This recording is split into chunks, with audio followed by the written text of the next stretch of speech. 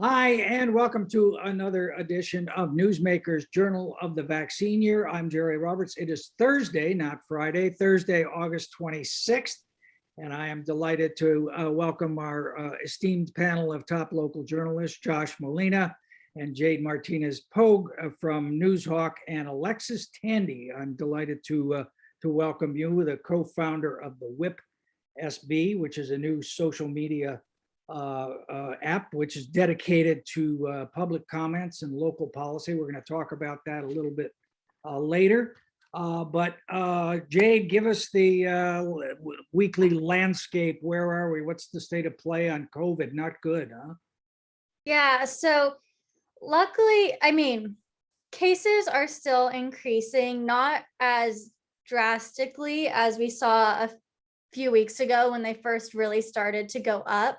But I think the more concerning thing is right now is the amount of hospitalizations in ICU.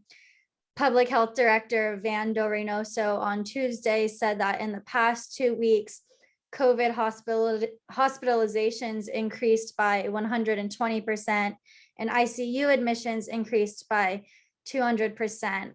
And the hospital capacity is now really, really stressed. And that, of course, not only affects COVID patients, but it affects everyone else who, if you got in a car crash or you are super sick, it affects everyone. And so I think that's what a big issue is here right now. And hospitalizations tend to go up a few weeks after cases tend to go up. And so public health officials are thinking it's not going to peak until like 5 or 6 weeks from now. And then deaths, of course, are the lagging indicator Yeah. after that. But there was good news about the Pfizer vaccine, at least. What happened there? Yeah, so on Monday, it got full FDA approval, which is good. A lot of people who were hesitant about the vaccine were kind of waiting for that full approval to, maybe get the shot.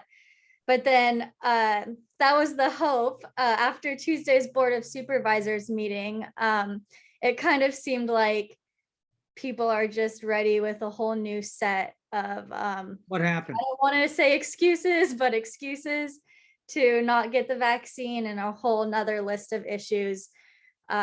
So what happened at the board? It looked like it was a real scene. It was pretty intense. There's almost an hour and a half of public comment, and a lot of them, I'd say probably like 75% of them came in person too.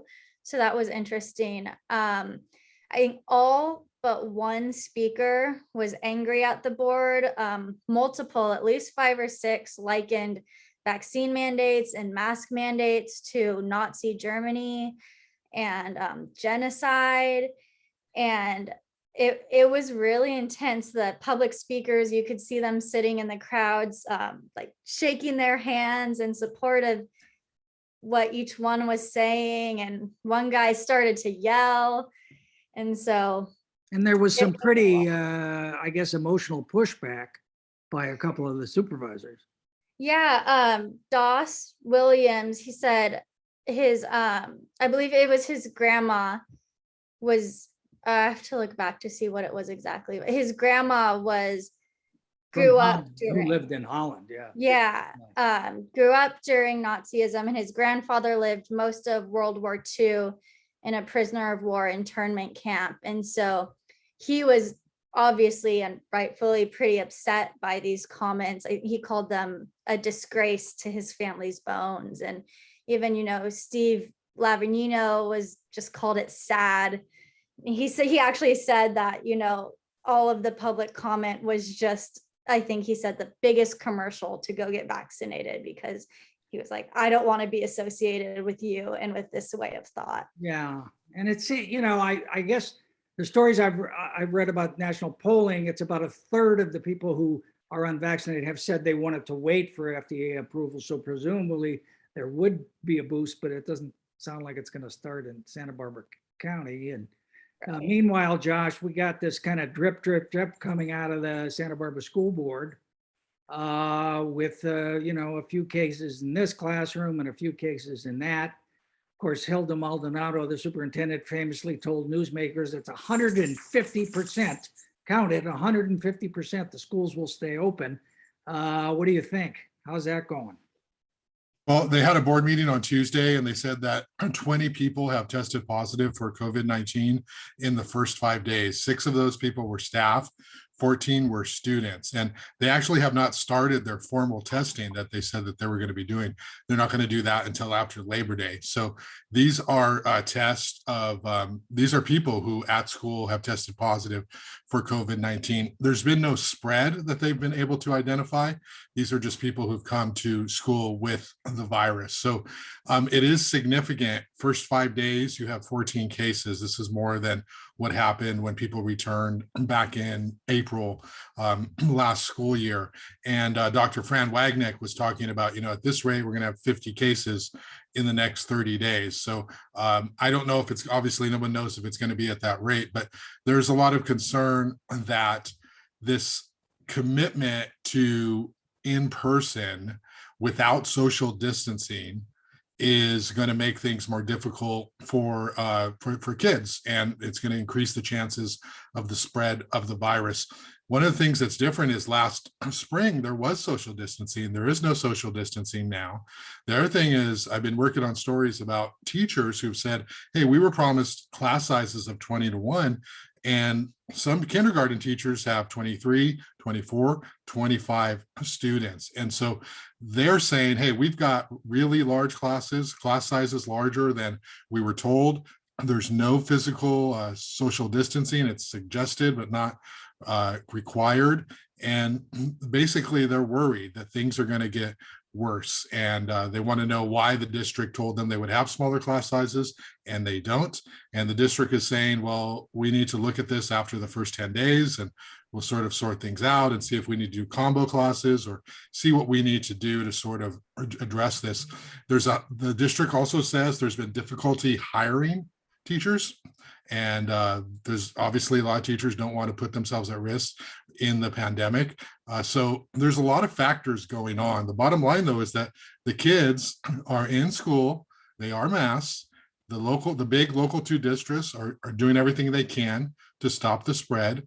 But the risk right now is probably as high as it's ever been, particularly with the Delta variant. So Alexis, that's where we're at. Let me ask you, have you heard anything, from people just checking in, or, this is not happening just in the Santa Barbara district, as I understand. You were saying earlier that you had heard about Cold Spring as well. Yeah, 2 of my children are at Cold Springs. 3 of my children are at Cold Spring, and 2 kids I know did test positive. We did get emails if your child was in close contact, which basically means in the same classroom. They're very small classrooms, on how to handle it. And it's real. We're supposed to get tested, have our children tested 2 times. They're not supposed to do extracurricular activities until the 14 days and 2 negative COVID tests have come back. Wow. But it's in the community. Well, and to Josh's point about the independent study, which I think is something that's bothering a lot of parents. So did your kids get a packet, or what did they do for the time they were going to be out of school? They're not doing Zoom school, right? Well, they're allowed to go back to school. They're recommended not to do extracurricular activities. We got an email about how they're going to be outside. My son's class, who had a student who did test positive, they've been having school outside for the past week. They have been wearing masks. So I believe that is the reasoning as to why they're not doing Zoom school. Yeah. I'm familiar with the case. Well, a couple of my grandkids, 3 of them all go to the same school. 2 of them are in the 2nd grade and in the same class. They got an email, they have to stay home. Here's a packet of stuff to do. You can come back, Monday. But their cousin is in the 6th grade. He's obviously been exposed to them, and he has to go to school. So they haven't really thought through a sibling problem either. And I just really get the sense that, and it's not necessarily the fault of the school district, because Sacramento was the one that put this order in place, and I'm not sure they really thought it through before they did it or cared to think it through. But I think a lot of what we're going to see in terms of the schools is going to hinge on the September 14th date and the recall, because Gavin Newsom wants kids to be in school at least till the recall, so he can't get blamed for that. But maybe things will change on the 15th. What, Jade, have you heard anything else from the state public health in terms of, indoors or what people are supposed to be doing? Nothing's really changed since the not mask mandate. They did put, or I believe it was the state, not our, sorry. Please silence your cell phones. That was my mom. Oh, well, you better take it then. Mom, I believe, I'm on Jerry's show. I believe it was the state, not the county public health department, but you can double check that. Yeah, put the state, you're right. The State restrictions, Department of Public Health, you're right. Yeah. yeah, on indoor events of 1,000 people or more. And you have to, it's a vaccine verification or a negative test taken within 72 hours. And these are the same rules that were put on the mega events before, which were 5,000 people indoors or 10,000 people outdoors. So they just kind of narrowed that down a little bit. And then I understand that Cal OSHA yesterday has also advanced some new regulations for workplace stuff. So, we're not out of this. I mean, we're not by a long shot. I mean, it's a pandemic. Jerry, just to your point, I do kind of feel we're being held politically hostage a little bit with the recall, because we know that the governor is not going to do anything controversial as it relates to closing schools or allowing remote learning at this time, even though cases are increasing more so than they were when schools reopened last year. So I think that's a little bit unfortunate. And I think the other unfortunate thing is they made the independent study option so unappealing that they wanted everybody to go to in-person school. And I have 2 kids. My kids are fine. My kids are in person. They're great. Okay. I'm not advocating for any independent or remote learning, but I do know a lot of families enjoyed the remote learning option. And I do know that we learned a lot. Do you remember about a year ago, we were talking about, a little bit less than a year ago, we learned a lot from distance learning. We might actually be able to transition. We forced our culture and our economy to be able to do things remotely. And there was all this buzz about new ways to deliver education through remote learning. The other thing is, for high school students, I did read a story about now they've got to be back in person with mental health issues being so strong. Now you've got this reemergence of all those social pressures that you get when you're in high school that have to do with social media, your appearance, those non-academic things. And those students really found a home in remote learning, in Zoom learning, where they could just focus on the academics and they would not have to worry about all these other things. So I feel as though whether it's the local districts, whether it's the state, whoever is guiding education, the local level or the larger level, they've missed the boat, because they've really cast the independent study program as, if you want to do that, we have an option. Yeah, you're not going to like it. We promise. And if you don't get tested, by the way, that's what you're going to have to do. And I just feel as though a lot of the educators, in Santa Barbara, they get caught up way up here. It's like, I like to see them walk a kindergartner to school every day and see what that's like and see if their perspective changes. All right, Josh, I don't know why you hate the school district so much. Okay. Well, can we get some t-shirts printed? You can make some money. Speaking of politics and social media disruptors, you see that transition there, Jade? You see what I just did? So the WHIP SB, Alexis, is pretty new on the scene, but I learned of it. Deborah Schwartz told me the other day, or I guess it was a couple of weeks ago now, no, I can't be on your show now because I have to be on the WHIP. And I'm like, wait a minute, what's that about? What is the WHIP SB, and what is the space around local politics that you are trying to address? So basically, we are a new social media platform that we will be releasing probably in October. what happened was last November with the election, there was an opportunity that arose that we happened to notice. My co-founder and I, Andrew Tosh, we are both local parents, and our school district was trying to pass a bond.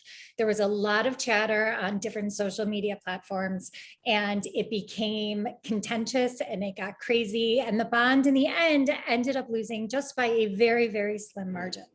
What we noticed is that not just in our district, but across the board, there was no place to just focus on local politics, and that people's involvement in local politics is, not, they want to be involved, but they don't know how to be involved. So let's take, for example, public comments at a city council meeting.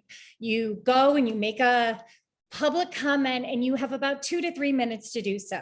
Obviously, if you're making a public comment, the issue is of huge importance to you because you're making that kind of effort outside of your daily routine. And what you're doing is you're talking to a board who's not allowed to respond. There's no conversation. It's like talking to a wall. And basically all the decisions that they make are already made before the meeting. So these public comments fall on deaf ears. It is so unsatisfying. It's not validating in any way. People want to be involved and there's no place to do it. We also found out and learned that people, the everyday person, me included, we don't have the vocabulary to discuss local politics. If it's a school board meeting, city council meeting, supervisor meeting, what is the Brown Act, right? How does an issue end up on the agenda? And even most recently, it was huge news that the city administrator resigned. Well, why is that huge news? What is a city administrator, right? Like people don't know. They might know how much, he makes because that's, opposed to, they're comparing it to their salary, but they don't know what goes into the job. So there's an opportunity for us to provide a space for people to talk to other people in their districts and also to know who represents them, who their supervisor is, who's on their school board. We're going to make it so, and we've been working since November, you download the app, you put in your address, and you will be provided who is on your board, who's in your district, who's representing you, all of those things. It'll be easy to navigate. The government websites, I mean, no disrespect to They the suck. local They pretty much suck. Yeah. All of them. So they're hard to navigate.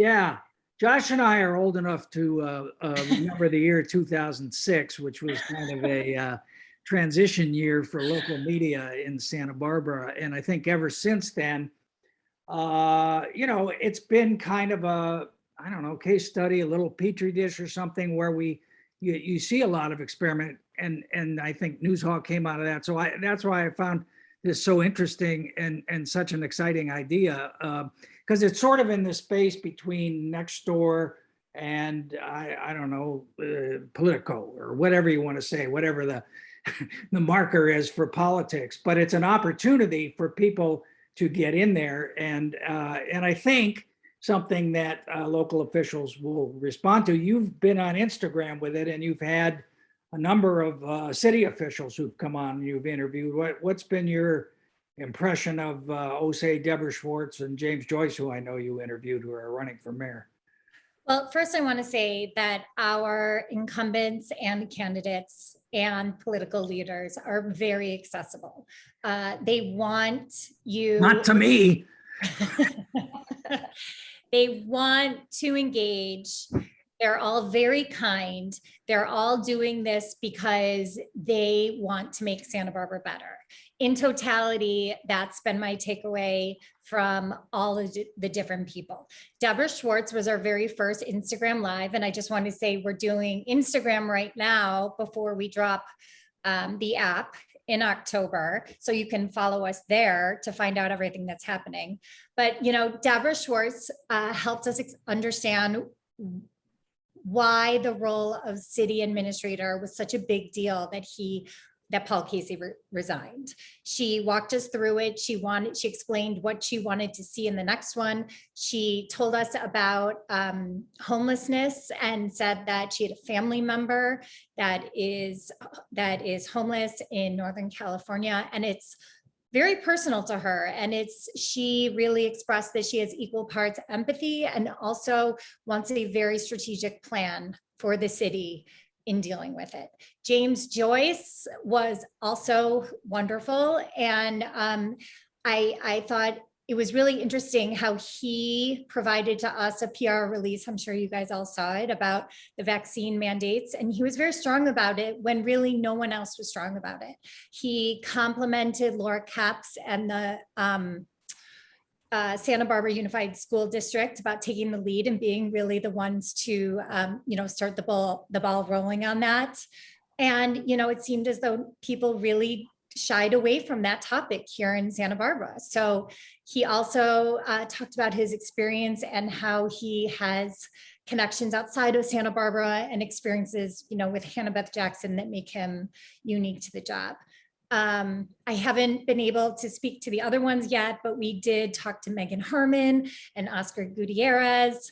Yeah, it's pretty cool. I do, because Josh, to Alexis' point about them being accessible, elected officials being accessible, they all 5 have agreed to a forum with you and I tomorrow. And you and I, of course, will ask all of the, insider questions that 1% of the people care about instead of asking, something that would actually be useful. No, I don't. I think we'll do fine. But well, I'm asking the equity question, Jerry. So I know they're all concerned about that one. Yeah, they are. They are concerned about that one. So anyway, what do you think? Deborah going on this new app and stuff. I mean, obviously she's a challenger. She's looking for as much attention as possible. Same with James and so on. But what do you think about the prospects of something like that, becoming a platform where elected officials actually try, really want to get on there to put out their message?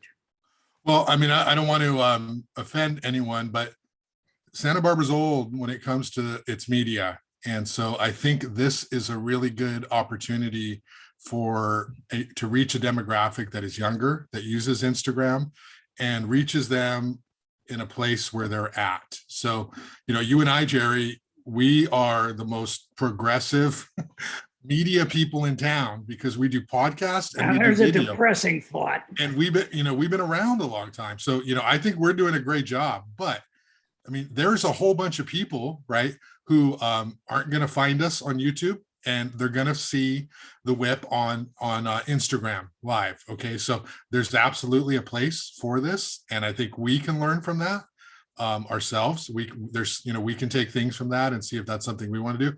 They can learn from us, and I think who benefits, but it's the population. Everybody in Santa Barbara, everybody becomes collectively smarter in terms of their understanding of how their community works. And Instagram Live, I've watched some of them, some of these interviews. They're interesting, and I think that in Santa Barbara, what I love about it is that you can call up the mayor, you can call up these council members, you can call up these candidates and say, will you do this? And they'll do it. They are accessible. So I think there's room, and I think there's room for all of us to work together. There's room for us to collaborate, to learn from each other.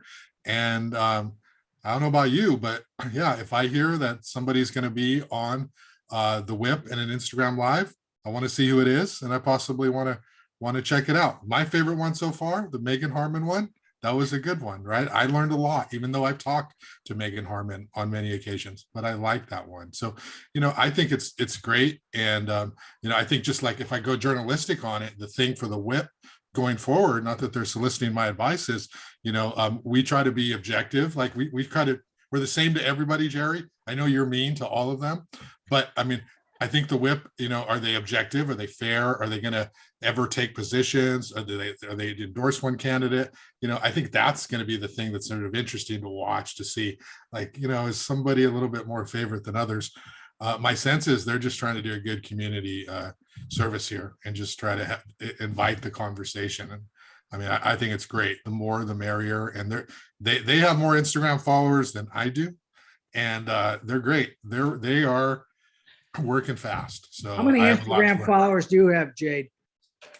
I think I have like 1,300-ish, but a lot of those are like high school people I never talk to anymore.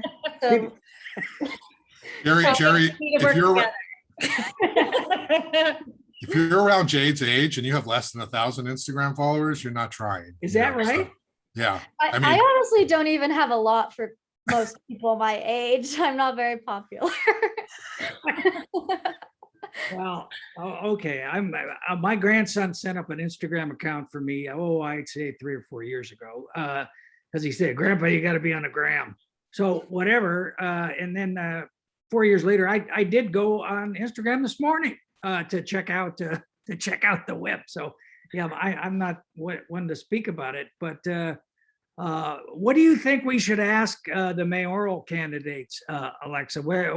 Alexis, what would be the question that your followers would want to know? One question. Well, I would say undeniably, the one thing we keep hearing over and over and over from our WHIP users, and what I would say would be our WHIP sponsored question to all the mayors, is what exactly is their strategic plan for dealing with homelessness? I think that is the number one issue we keep hearing over and over on all the different social media platforms across the board. That is always the single issue that will get comments up into the 500s, the 600s. People get passionate about it. Their needs are not getting met. And I'm not sure if the points that our users and what I want to say the every person is saying, I don't think they're really hearing. It's sort of, the same 3 talking points, but they want to hear a plan. They don't just want to hear a Band-Aid solution, about the hotel and the 30 days. They want to know the actual strategic plan. They're not idiots. They want to know. And is the perspective of those you're hearing from, what are you going to do to clean up the homeless issues and downtown? No, it's and equal. State Street? It's how are you going to take care of these people? It's equal parts anger and empathy. There's a whole population of people that are so frustrated and so mad that their tax dollars are being used in this way. But then there's also this other sense of people who are like, these people, are people, they're humans. We can't talk about it like that. So really, we're stuck in the middle of dealing with this huge issue, and it's not being addressed in the way that people want it to be addressed. That's what we've learned. Yeah. All right. Well, we're definitely going to be asking about that. Real quick, Josh, winners and losers of the week. Seems to me Deborah had a pretty good week in the mayor's race. The mayor probably maybe not as much. And what do you think in that District 6 race? Nita Johnson got the endorsement of the Democratic Women's Club. Megan, I think as expected, got the WPC, the Women's Political Committee. Where do you think that stands, and where do you think the mayor's race stands going in? Well, I mean, I think the endorsements are great, but endorsements have to come with some work, some support, some feet on the ground. And if the Dem women of Santa Barbara are going to put out a whole bunch of people to knock for Nina and Deborah Schwartz, it can be beneficial. But traditionally, the 2 biggest endorsements are the Santa Barbara Independent and the Santa Barbara County Democratic Party.